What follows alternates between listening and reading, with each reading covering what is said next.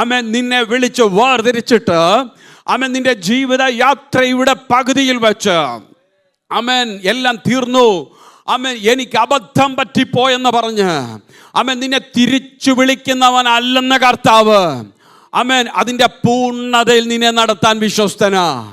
വിശ്വസിക്കാൻ പറ്റുന്നോ അതിൻ്റെ പൂർണ്ണതയിലേക്ക് നിന്നെ നടത്തുന്നവനാണെന്ന്.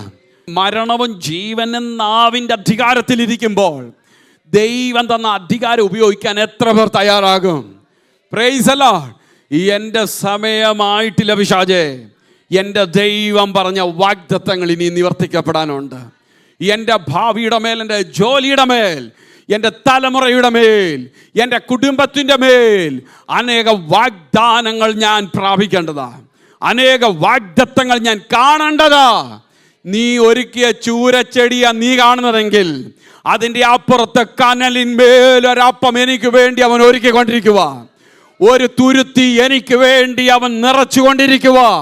കാരണം എൻ്റെ മേലുള്ള വിളിയുടെ പൂർത്തീകരണത്തിലേക്ക് എത്തുവാൻ നമുക്ക് എന്താണ് ആവശ്യമെന്ന് നമ്മുടെ കർത്താവിന് നന്നായി അറിയാം.